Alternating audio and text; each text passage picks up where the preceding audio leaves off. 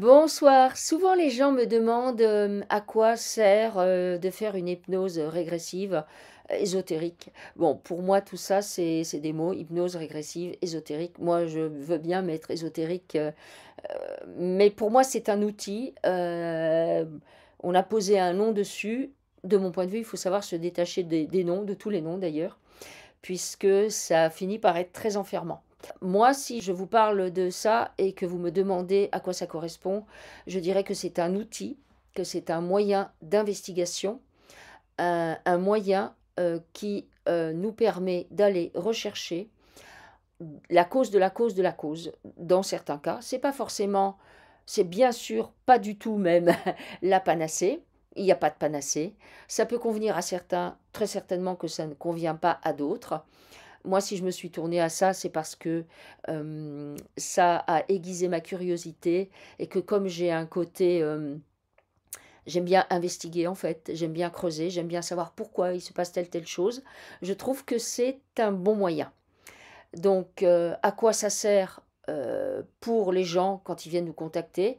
Eh bien, comme je le disais précédemment, ça permet d'aller voir pourquoi ils ont des blocages, pourquoi ils ont tel ou tel souci de santé ou tel souci dans leur relation, dans leur couple, dans leur travail, pourquoi ils ont l'impression d'être extraterrestres dans leur arbre généalogique ou toute autre chose en fait. Ça peut être pourquoi leur chat les mord quand il les caresse ou des choses comme ça. Donc on va aller investiguer et disons que grâce à ce moyen d'investigation, puisqu'on va rentrer en contact en fait avec la personne, c'est elle qui nous donne les réponses, c'est pas nous qui avons une baguette magique et qui fait que nous sortons ça d'un chapeau. C'est vraiment la personne qui nous donne les réponses. Et ensuite, une fois que la personne nous donne à voir qu'est-ce qui l'a amené à ça, que ce soit du karmique, que ce soit du transgénérationnel, que ce soit sa petite enfance, que ce soit même en lien avec sa vie avant son incarnation terrestre, puisque bien évidemment, il y a beaucoup de choses impactantes du fait de s'être retrouvé sur la Terre si par exemple on n'avait pas décidé d'y venir, ou bien qu'on nous a menti pour qu'on vienne s'y installer, ou qu'on se soit fait attraper, genre prisonnier de guerre, puisqu'on a différents cas comme ça. Donc, on va investiguer de cette manière, on va obtenir ce type de réponse que la personne, comme je le disais tout à l'heure, va nous donner. C'est pas nous qui trouvons ça, voilà, c'est on va lire, discuter avec elle en quelque sorte, et à partir de là, on va systématiquement inviter les gens, donc au cours de la session, à résoudre eux-mêmes leurs problèmes. C'est pas nous. Alors ça peut nous arriver en cas de profonde sidération ou bien un blocage profond. Ça peut tout à fait nous arriver de commencer le nettoyage et le déblayage, on va dire, même si la personne n'est pas d'accord pour le faire, c'est-à-dire où en fait elle a trop de peur et tout ça. Mais notre objectif, c'est vraiment d'amener la personne à faire le nettoyage elle-même, ce qui revient en tout premier lieu dans presque tous les cas, à nettoyer des peurs, en tout premier, à nettoyer des croyances, à nettoyer des programmes, à nettoyer des formes de sidération qui ont provoqué des traumas extrêmement importants. Le fait de pouvoir amener la personne à faire ça va faire que naturellement, au fil du nettoyage, donc au fil de la session, elle va pouvoir se décrocher d'elle-même d'entités qui la parasitaient, puisque les entités, de même que les implants, ne viennent vous embêter que parce qu'il y a matière à ce que vous soyez embêté. À savoir que si vous n'êtes pas installé dans votre puissance, si vous n'êtes pas connecté avec votre esprit, c'est-à-dire si vous apprenez, vous n'avez pas appris à fusionner de plus en plus avec lui, parce que les réponses, elles ne viennent pas d'ailleurs que de lui, elles viennent strictement de lui. Tout ce qui vient d'ailleurs, de l'astral, etc., ou de votre ego, doit être nettoyé et pris en charge. Donc, on amène vraiment la personne à faire ça au fur et à mesure de la session, donc nettoyer elle-même, nettoyer ses peurs, prendre en charge ses programmes, transmuter toutes ces choses en fait qui l'encombrent. On l'invite à se nettoyer de l'intérieur pour justement retrouver sa souveraineté, sa puissance et son autorité.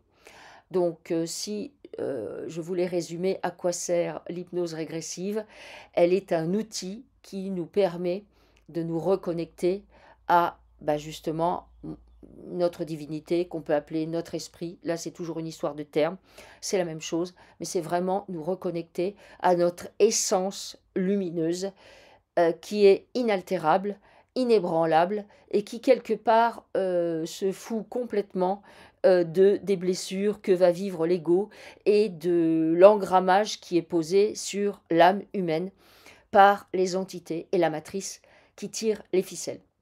Donc voilà, c'était juste pour, donner une petite explication, à quoi on sert. Voilà, on sert à allumer l'interrupteur pour éclairer votre espace intérieur, pour que vous-même, vous puissiez retrouver là où vous avez mis du désordre, là où il faut passer le balai, et là où il faut, par exemple, jeter à la poubelle et changer radicalement de direction.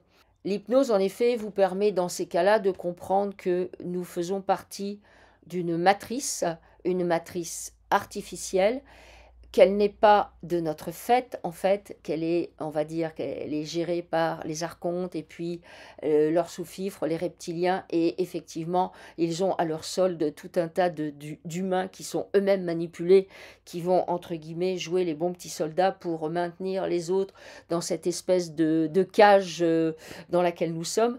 Donc, au travers de nos investigations, nous allons vous inviter à prendre conscience de ça, ce qui me paraît essentiel parce que tant que vous n'avez pas pris conscience de ça, vous pouvez mettre des fleurs dans votre cage, euh, y installer la télévision pour voir des films qui vont vous transporter de joie peut-être, ou je ne sais quoi d'autre. Il n'empêche que vous êtes toujours dans une cage et que l'idée, c'est de prendre conscience que vous avez été un pion avant justement de réaliser que vous étiez un pion, vous ne le saviez pas. Et puis ensuite, vous vous observez que vous êtes un joueur, à savoir que on vous amène là, on vous fait croire, pardon, que vous êtes libre, que vous avez un libre arbitre. On vous amène, on vous présente des idoles qu'on va vous autoriser à idolâtrer. On va vous faire imaginer que vous n'êtes pas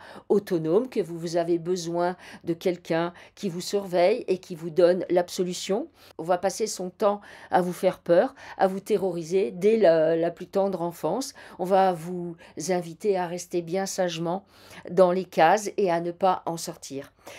Donc, l'idée, c'est vraiment de réaliser que vous devez devenir de pion, vous passez à celui qui joue, et de joueur, vous devenez celui qui programme son propre jeu. C'est-à-dire qu'au sein de la matrice, vous avez la possibilité de programmer votre propre jeu. C'est-à-dire que dans la matrice, il peut bien à la limite se passer n'importe quoi, que ça va finir par ne plus vous impacter. Parce que c'est pas de se dire ah ben si le président il était mieux, si les gouvernements étaient mieux, si tout le monde respectait la planète, etc., etc., alors moi j'irais mieux. Non, c'est de faire en sorte que vous appreniez à aller mieux, même si à côté c'est le bazar. Si vous aimez nos vidéos, n'hésitez pas à liker, à partager et pourquoi pas à vous abonner. Je vous dis à bientôt. Au revoir.